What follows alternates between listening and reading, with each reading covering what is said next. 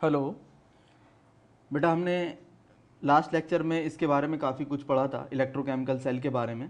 तो जो left beaker होता है उसमें जो रॉड है आपकी कॉपर की, वो धीरे धीरे गल जाएगी, उसका ऑक्सीडेशन हो जाएगा। और जो राइट बीकर है उसका क्या हो रहा है, राइट बीकर के अंदर जो रॉड है उसका रिडक्शन हो रहा है। क्लियर है? ये चीज़ें हमने वहाँ पर पढ़ ली थी। क्लियर है? तो जिसका ऑक्सीडेशन होगा वो क्या बन जाएगी, एनोड। याद रखना है, जो रॉड गलेगी उसका ऑक्सीडेशन होगा और वो क्या बन जाएगी, एनोड बन जाएगी। और जो रिड्यूस होगी, जिस पे डिपोजिशन होगा, वो क्या बन जाएगी, कैथोड बन जाएगी। ये इंपॉर्टेंट बात है, इस पर बेस्ड न्यूमेरिकल आएंगे, आपको याद रखना है। क्लियर है? तो न्यूमेरिकल प्रॉब्लम में इसका काफ़ी ज़्यादा यूज़ होगा। Got the idea? अब आगे चलेंगे। ये देखो बेटा, आपके सामने डैनियल सेल का मैंने जो है डायग्राम दिखाया है। डैनियल सेल में क्या होता है, जो अभी तक हमने सेल पढ़े थे उसमें दो डिफरेंट बीकर थे, लेकिन डैनियल सेल में ऐसा नहीं होगा, इसमें एक ही बीकर से काम चल जाएगा। क्लियर है? तो इसमें होता क्या है, पहले इसका स्ट्रक्चर समझ लो, क्या क्या हम करते हैं। इसमें डैनियल सेल में कॉपर का तो बर्तन होता है बेटा, क्या होता है, कॉपर का आपका वेजल होता है, पहली बात। फिर पोरस पॉट होता है। ये क्या है आपका, पोरस पॉट है। पोरस पॉट मतलब जिसमें छेद हो। ये एक ऐसा बर्तन है जिसमें बहुत सारे छेद हैं। क्लियर होगी बात? इसके बाद जो है इसके अंदर कॉपर सल्फेट का सोल्यूशन भरा हुआ है। ठीक है? और ये जो है आपकी इस तरफ अंदर क्या रखी है, जिंक की रॉड रखी हुई है। क्लियर है? और इसके अंदर जो है आपको याद रखना है, जिंक सल्फेट का सोल्यूशन है। किसका सोल्यूशन है? कॉन्सनट्रेटेड जिंक सल्फेट का सोल्यूशन है। क्लियर होगी बात? तो ये इसका स्ट्रक्चर है। समझ में आ गया कि नहीं आ गया? मैं फिर बता देता हूँ। कॉपर का बर्तन है आउटर में, इसके बाद जो है उसके अंदर पोरस पॉट लगा हुआ है, आपको दिखा दिया मैंने ये। और जो इन दोनों के बीच में जो सोल्यूशन भरा है वो कॉपर सल्फेट का सोल्यूशन है। फिर अंदर की तरफ आपको मैंने दिखाया है, जिंक की रॉड है।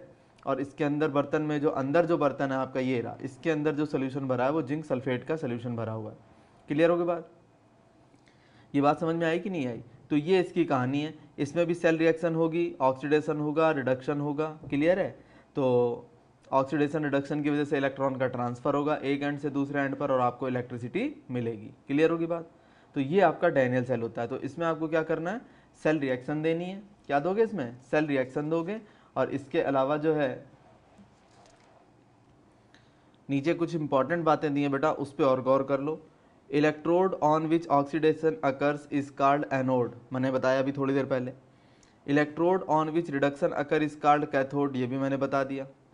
Electrons electrons flow from anode to cathode in the external circuit, अच्छी तरह आपको पता है। बाहर वाले सर्किट में लेफ्ट से राइट जाते हैं, मतलब एनोड से कैथोड की तरफ जाते हैं। और इंटरनल सर्किट में जो है ये आयंस मूव करते हैं साल्ट ब्रिज के थ्रू। ठीक है? ये सारी कहानी क्या होती है, ये आपके इलेक्ट्रोकेमिकल सेल की कहानी होती है। ये आपको पता होना चाहिए। क्लियर है बात? बेटा ये डिफरेंस पूछ लेता है एग्जाम्स के अंदर कि इलेक्ट्रोकेमिकल सेल और इलेक्ट्रोलिटिक सेल में क्या डिफरेंस है, तो ये हमें पढ़ने पड़ेंगे। ठीक है? तो इलेक्ट्रोकेमिकल सेल क्या होता है, ये एक डिवाइस है जो केमिकल एनर्जी को इलेक्ट्रिकल एनर्जी में कन्वर्ट करती है। Got the idea? Chemical energy को किस में लेके जाती है, इलेक्ट्रिकल एनर्जी में लेकर के जाती है। ठीक है? और ये होता कैसे, जब रिडॉक्स रिएक्शंस होती हैं तब ये होता है। क्लियर होगी बात? इसमें क्या होता है, इसमें जो है इलेक्ट्रिकल एनर्जी को केमिकल एनर्जी में बदला जाता है, इससे जस्ट रिवर्स होता है ये। ठीक है? और ये होता है, ये भी रिडॉक्स रिएक्शंस के ही जो है थ्रू होता है आपका। क्लियर होगी बात? सेकंड पॉइंट इसका देखो, ये जो है बेटा रिडॉक्स रिएक्शन जो होती हैं इसके अंदर स्पॉन्टेनियस होती हैं। स्पॉन्टेनियस मतलब नेचुरल है, एक बार शुरू हो जाएंगी चलती रहेंगी। लेकिन इसमें आपको अगर इलेक्ट्रोलिटिक सेल की बात करेंगे तो जो रिडॉक्स रिएक्शन है वो नॉन स्पॉन्टेनियस होती हैं। इसका मतलब वो रिएक्शन तभी होगी जब हम उसको एनर्जी प्रोवाइड कर रहे हैं। एनर्जी किस फॉर्म में मिलती है, इसको इलेक्ट्रिकल एनर्जी की फॉर्म में मिलती है। तो जब तक हम उसको करंट देते रहेंगे रिएक्शन होती रहेगी, जैसे ही हमने करंट देना बंद किया रिएक्शन रुक जाएगी। Got the idea? तो ये होती नॉन स्पॉन्टेनियस। इसके बाद थर्ड पॉइंट है, इसमें जो है आपके इलेक्ट्रोड अलग अलग बीकर में रखे जाते हैं। ज़्यादातर केस में आपको ऐसा ही देखने को मिलेगा। अगर इलेक्ट्रोकेमिकल सेल है तो ज़्यादातर केस में आपको जो इलेक्ट्रोड हैं वो दो डिफरेंट आपको बीकर में लेते हैं हम।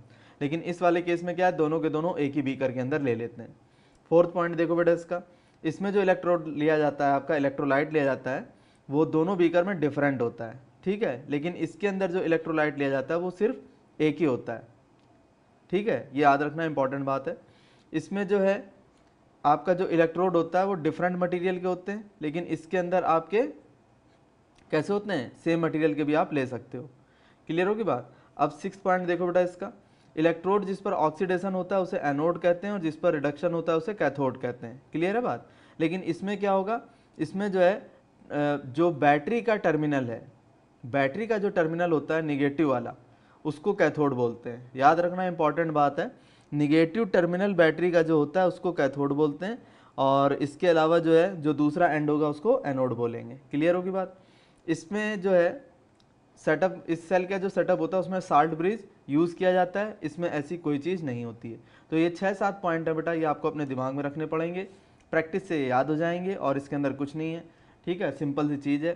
तो ये डिफरेंस पूछ सकता है 2 मार्क्स के अंदर, तो आपको ये तैयार कर लेने हैं। Got the idea. Very very important concept बेटा, representation of electrochemical cell. Electrochemical cell को कैसे रिप्रेजेंट करते हैं ये हमें बताना है इसके अंदर। ठीक है, तो इसमें क्या किया जाता है, जैसे मान लो कि आपका एक बीकर ये रहा और दूसरा बीकर आपका ये रहा, ये 2 बीकर है। इसमें एक में ये इलेक्ट्रोड लगा है, दूसरे में ये इलेक्ट्रोड लगा है। इन दोनों को आपने जो है कनेक्ट कर दिया, इस तरह से कनेक्ट कर रखा है। क्लियर है, इसमें भी सोल्यूशन भर रखा है और आपने अगले वाले में भी सोल्यूशन जो है फिल कर रखा है। समझ आया कि नहीं आया, इस तरह से आपने फिल कर रखा है। और क्या यूज़ कर लिया आपने, इन दोनों के ही अंदर क्या यूज़ कर लिया, साल्ट ब्रिज आपने यूज़ कर रखा है। ये सारी चीज़ें आपने कर रखी हैं। तो बार बार ये बनाना बहुत आसान नहीं होगा, बहुत ज़्यादा इफ़ेक्टिव नहीं माना जाएगा। इससे सरल तरीका है कि न्यूमेरिकल्स वगैरह में हम इसी चीज़ को, आपको अच्छी तरह पता है इसमें हो क्या रहा है, यहाँ पर ऑक्सीडेशन होता है इस वाले बीकर के अंदर, और इस वाले बीकर के अंदर क्या होता है, रिडक्शन होता है। ये तो पता है, कन्फर्म है। अब ये बार बार ये चीज़ दिखाना इतना इफेक्टिव नहीं होगा, तो इससे ज़्यादा सरल मेथड है कि इसको दूसरे तरीके से दिखाया जाए। जैसे मान लो जिंक की रॉड है, जिंक की रॉड ऑक्सीडाइज होकर के Zn+2 बना रही है, और इसने जो 2 इलेक्ट्रॉन रिलीज़ किए हैं उनको कॉपर+2 ने एक्सेप्ट करके किस में चला गया, ये कॉपर+2 ने एक्सेप्ट किया और इस कॉपर में कन्वर्ट हो गया, और सेल जो है साल्ट ब्रिज के थ्रू कनेक्ट हो गया दोनों। तो ज़रा देखो, लेफ्ट वाले बीकर में तो ये हो रहा था, राइट वाले बीकर में ये हो रहा था, और ये आपका क्या है, साल्ट ब्रिज है। क्या है ये, साल्ट ब्रिज हो गया। ये क्या करेगा, दोनों के दोनों बीकर को कनेक्ट करने का काम करेगा। तो लेफ्ट बीकर में क्या हो रहा है बेटा, ऑक्सीडेशन हो रहा है। क्या चीज़ हो रही है, ऑक्सीडेशन हो रहा है। और राइट बीकर में क्या हो रहा है, रिडक्शन हो रहा है। यहाँ क्या हो रहा है बेटा, रिडक्शन हो रहा है। और दोनों के दोनों बीकर को आपने किससे कनेक्ट कर रखा है, साल्ट ब्रिज से आपने कनेक्ट कर रखा है। क्लियर होगी बात। तो ध्यान रखना, इस तरह से हम इलेक्ट्रोकेमिकल सेल को रिप्रेजेंट कर सकते हैं। कितने ही इलेक्ट्रोकेमिकल सेल हम इस तरीके से रिप्रेजेंट कर सकते हैं। सिर्फ एक लाइन लिखेंगे और हमारा इलेक्ट्रोकेमिकल सेल हमें बड़ी आसानी से समझ में आ जाएगा कि लेफ्ट बीकर में क्या हुआ, राइट बीकर में क्या हुआ, साल्ट ब्रिज लग रहा है, ये सारी चीज़ें समझ में आ जाएंगी। Got the idea. तो इस तरीके से जो है हम इलेक्ट्रोकेमिकल सेल को रिप्रेजेंट कर सकते हैं, ये जो मेथड है। क्लियर होगी बात। अभी बहुत सारे क्वेश्चंस करेंगे और क्लियर हो जाएगा। अगला जो कंसेप्ट है बेटा वो है इलेक्ट्रोड पोटेंशियल। क्या चीज़ है ये, इलेक्ट्रोड पोटेंशियल।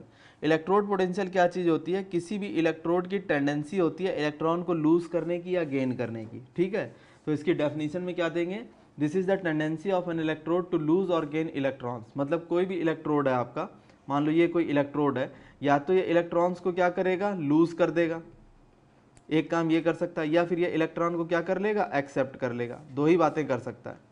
ठीक है, या तो ये लूज कर देगा या फिर ये एक्सेप्ट कर लेगा, ये दो बातें हो सकती हैं। अब इसकी टेंडेंसी, लूज करना चाहता है तो कितने ज़्यादा, जैसे मान लो मैं सिल्वर की बात करता हूँ, तो सिल्वर कितना लूज करता है, सिल्वर जो है आपका सिर्फ 1 लूज करता है। लेकिन इसकी जगह अगर आप एल्यूमिनियम ले लोगे तो ये कितने लूज करता है, ये आपके 3 लूज करता है।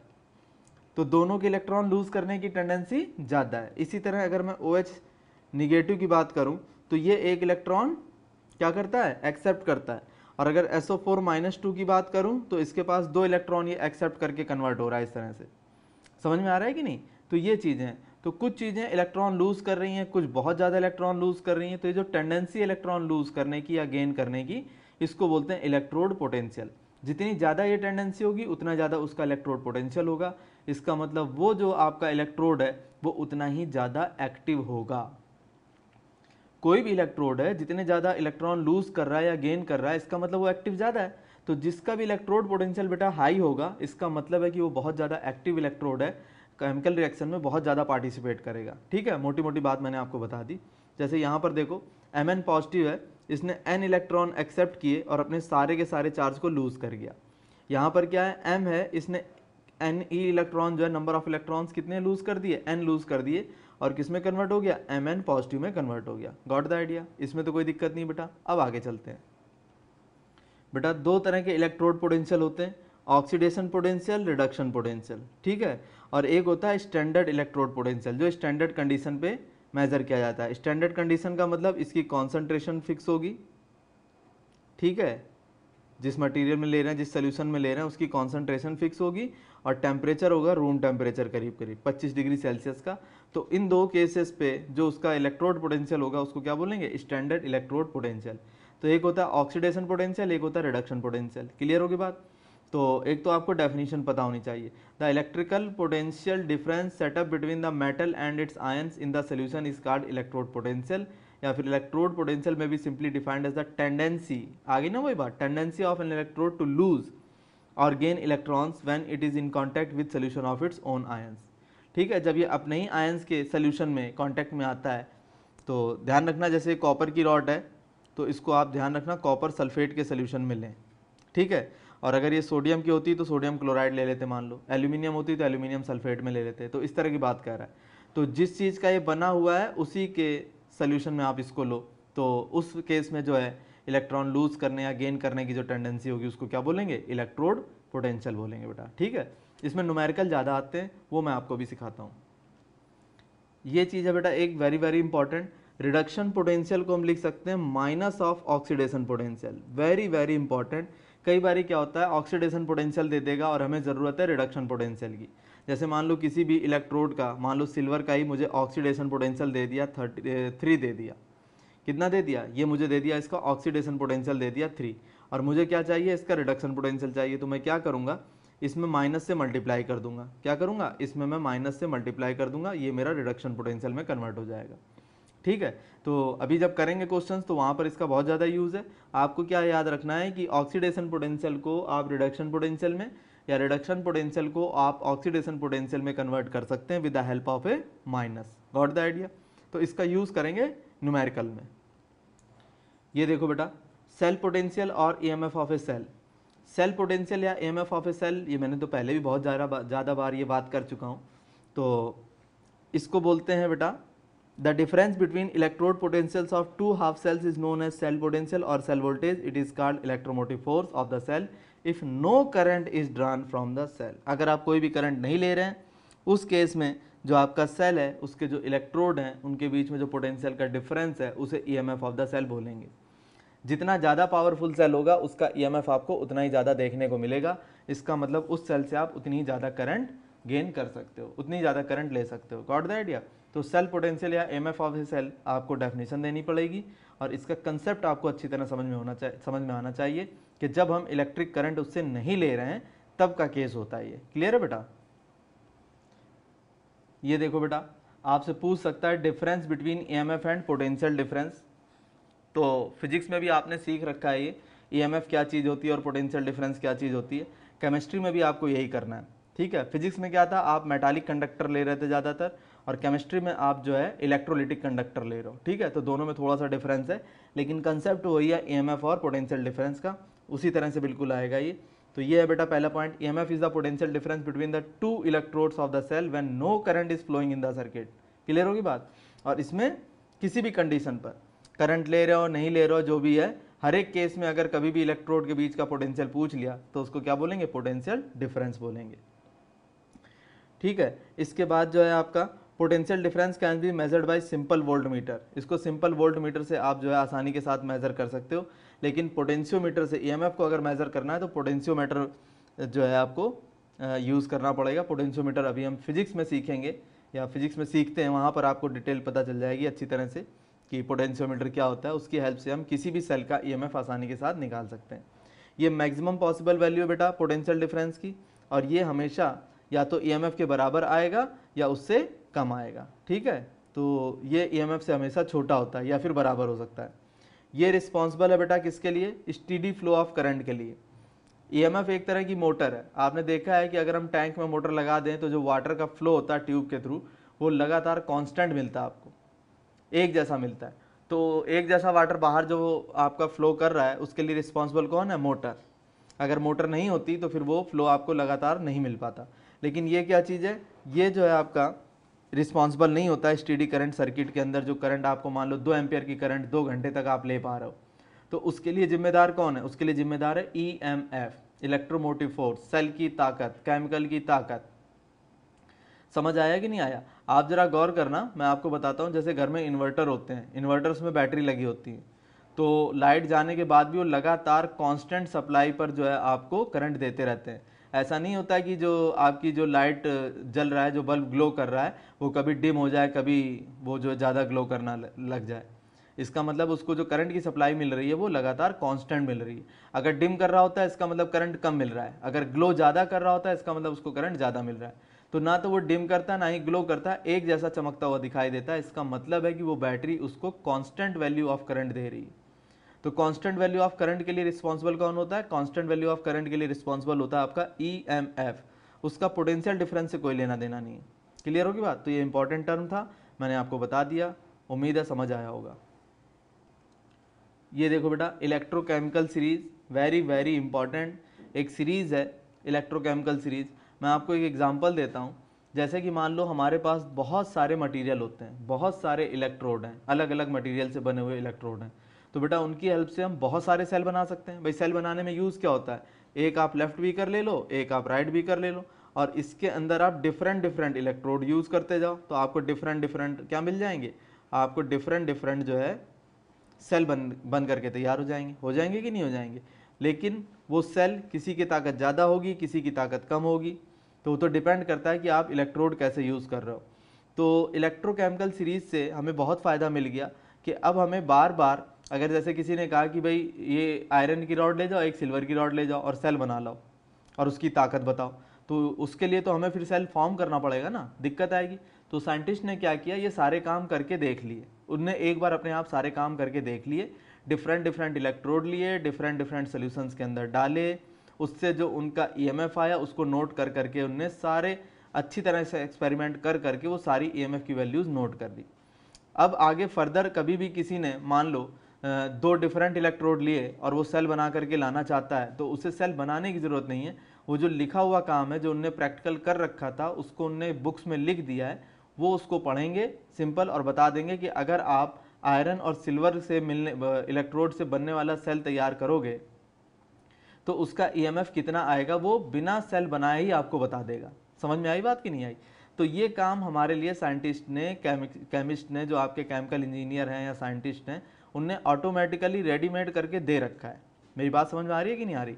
तो अब हमें किसी भी तरह का सेल बनवा लो, आप किसी भी तरह का सेल बनवा लो और आप हमसे पूछ लो कि भाई इसकी ताकत कितनी होगी, तो हम बिना सेल बनाए ही बुक की हेल्प से आराम से वो बात बता सकते हैं। ठीक है, तो अब हमारा केमिकल नुकसान नहीं होगा, हमारा टाइम भी बचेगा और हम अपने रिजल्ट पे जल्दी पहुंच पाएंगे। गॉट दैट या? तो इलेक्ट्रोकेमिकल सीरीज उसी बेस पर बाहर आई है आपकी, बन करके इसीलिए आई है। इलेक्ट्रोकेमिकल सीरीज की हेल्प से हम क्या पता कर सकते हैं कि जैसे मान लो किसी ने कह दिया कि भाई 2 वोल्ट के ईएमएफ वाली आप बैटरी बना के लाओ, तो हम जाएंगे क्या करेंगे, हम वो सीरीज पढ़ना शुरू कर देंगे कि 2 वोल्ट की बैटरी बनाने के लिए मैं कौन कौन से इलेक्ट्रोड यूज़ कर सकता हूँ। कोई भी इलेक्ट्रोड यूज़ कर लूँगा, उसको बता दूंगा ये वाले इलेक्ट्रोड ले लो, आपकी 2 वोल्ट की बैटरी तैयार हो जाएगी। अब मुझे बना के देने की ज़रूरत नहीं है उसको, बस मुझे ये बताना है भाई आपको वो मुझे ये कहेगा भाई इतने वोल्ट की बैटरी चाहिए, तो मैं उसे नंबर ऑफ ऑप्शन दे दूंगा कि भाई आप ये वाला इलेक्ट्रोड यूज़ कर सकते हो, ये इलेक्ट्रोड यूज़ कर सकते हो, ये नहीं कर सकते हो। वो सारी बातें मैं उसको एनालाइज करके बिना प्रैक्टिकल के ही बता सकता हूँ, with the help of the document provided by the scientist. What the idea? तो ये इलेक्ट्रोकेमिकल सीरीज है। इलेक्ट्रोकेमिकल सीरीज है, एक सेट है आपका, ऑर्डर है, और वो ऑर्डर किस चीज़ का है, आपके बहुत सारे इलेक्ट्रोड होते हैं, उन इलेक्ट्रोड का अपना रिडक्शन पोटेंशियल होता है, उन रिडक्शन पोटेंशियल को इंक्रीजिंग ऑर्डर में मैंने लिखना शुरू कर दिया, तो जो एक सीरीज बन गई उसका नाम क्या है, electrochemical series. When we are taking number of electrodes in the increasing order of their electrode potential, reduction electrode potential, the formed series is known as electrochemical series. समझ आया कि नहीं आया? अभी मैं आपको वो सीरीज दिखा देता हूं, आपके लिए बड़ा आसान हो जाएगा। समझ गया बेटा? ये देखो बेटा, वो इलेक्ट्रोकेमिकल सीरीज ये बना के दे रखी है, मैं ऑटोमेटिक बना के दे रखी है, स्टैंडर्ड है 298 केल्विन टेम्परेचर पर, मतलब 25 डिग्री सेल्सियस रूम टेम्परेचर पर सारे चेक किए गए थे। ठीक है, तो सबसे पहले कौन है, लिथियम है, इसका रिडक्शन पोटेंशियल -3.05 है। ठीक है, तो ये बड़ी आसानी के साथ इलेक्ट्रॉन जो है क्या कहते हैं एक्सेप्ट करेगा ये, ठीक है। तो काफ़ी ज़्यादा ये एक्टिव मेटल है आपका, इसका रिडक्शन पोटेंशियल है -3.05, ठीक है। तो इस तरह से आप गौर करें, नीचे की तरफ जब जा रहे हो आप तो लगातार आपको वैल्यूज़ इंक्रीज़ करती हुई जा रही हैं, कर रही हैं कि नहीं कर रही हैं, लगातार वैल्यूज़ इंक्रीज़ करती जा रही हैं। इलेक्ट्रोड पोटेंशियल जो है लगातार इंक्रीज़ कर रहा है और इंक्रीज़ करते करते एक खास पोजीशन पर आ गया जीरो वाली पर। जीरो इलेक्ट्रोड पोटेंशियल किसका होता है बेटा? हाइड्रोजन का होता है।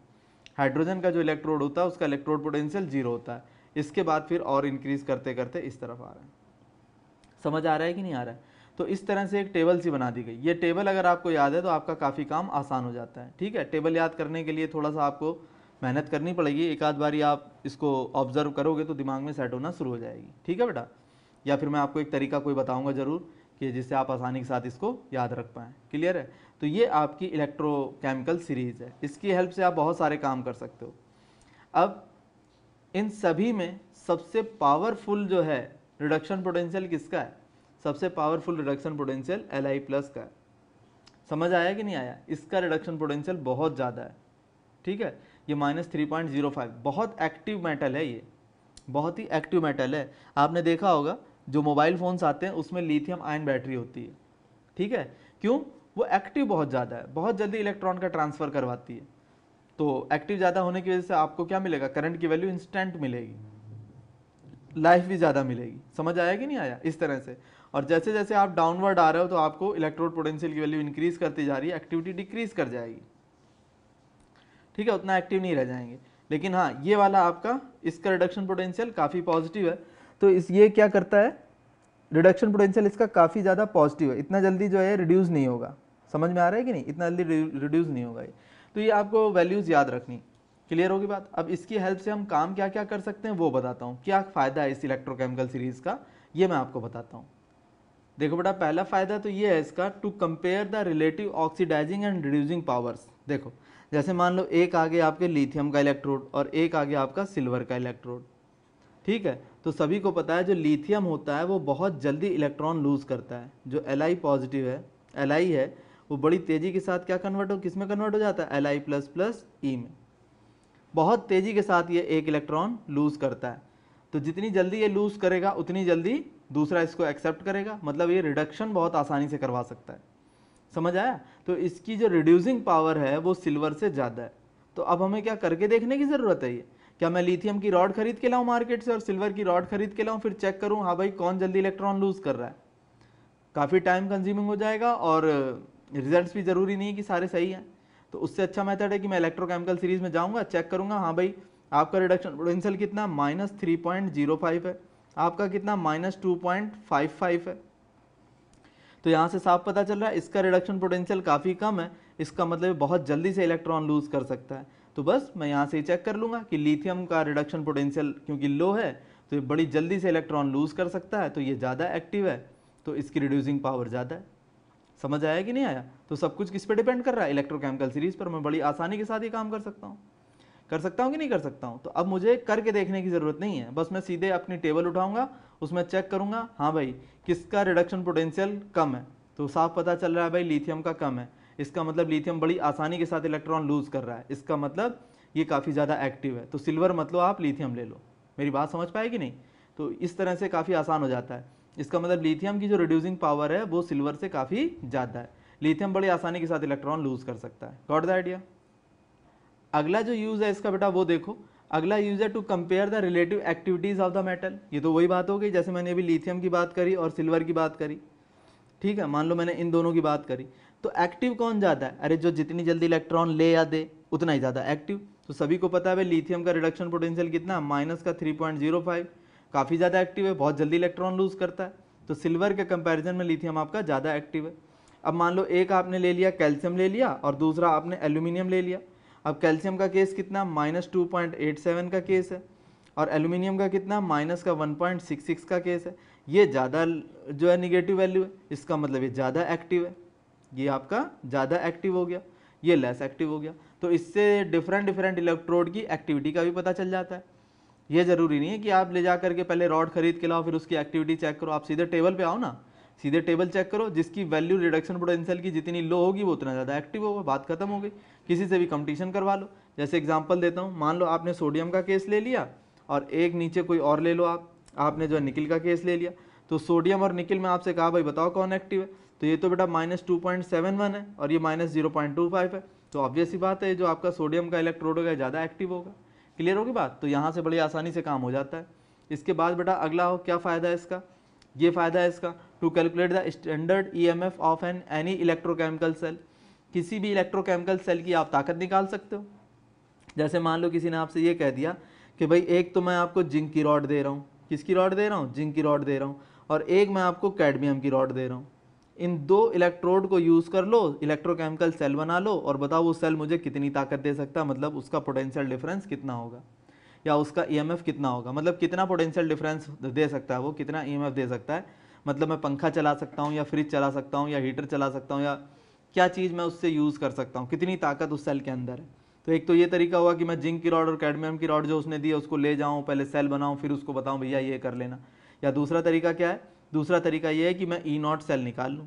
क्या निकाल लूँ? E0 cell. फार्मूला क्या होता है? E0 कैथोड, E0 कैथोड और -E0 एनोड। ये मेरे रिडक्शन पोटेंशियल्स होते हैं। ठीक है, ये मेरे रिडक्शन पोटेंशियल होते हैं। कैथोड कौन बनता है? जिसका ऑक्सीडेशन होता है, सॉरी, कैथोड कौन बनता है? जिसका रिडक्शन होता है। तो कैथोड कौन बनेगा? जिस इलेक्ट्रोड का रिडक्शन होगा। और एनोड कौन बनेगा? जिसका ऑक्सीडेशन होगा।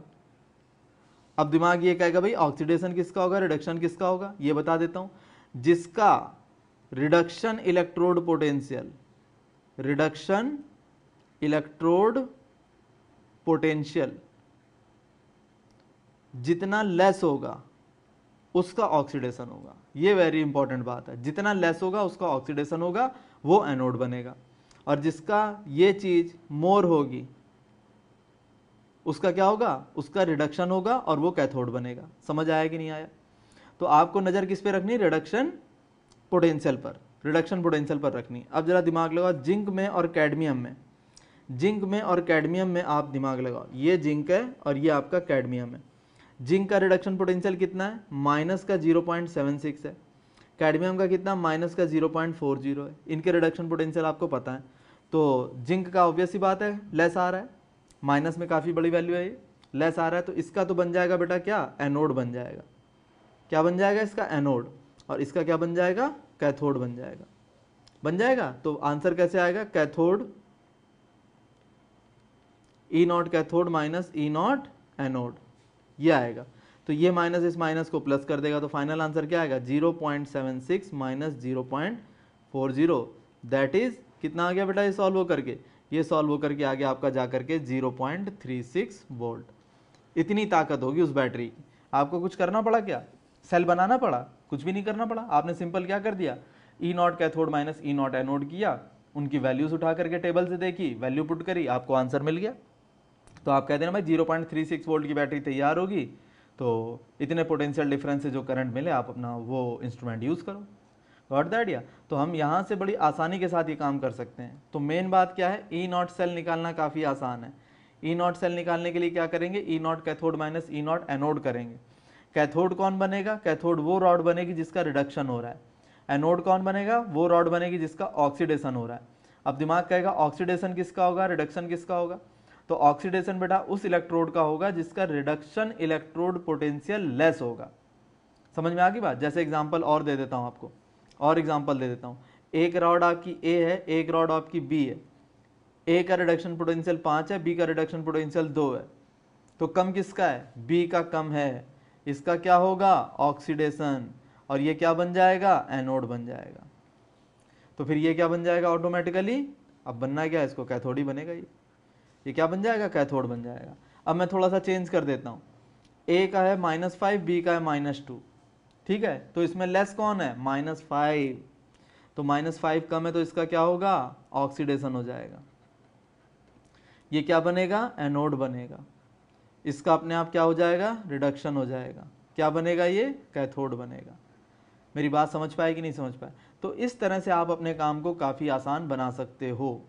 ठीक है, तो E0 cell is equal to E0 cathode -E0 anode. Cathode कौन बनता है मैंने बता दिया, एनोड कौन बनता है मैंने बता दिया। बार बार जब सवाल करोगे तो ये बात बिल्कुल दूध की तरह साफ हो जाएगी कि ये प्रॉब्लम किस तरह से सॉल्व होती हैं, इसकी केमिस्ट्री क्या है, मैंने आपको खूब अच्छी तरह समझाया। ठीक है, और प्रैक्टिस से ज़्यादा अच्छी तरह आएगा। Got the idea? Thank you.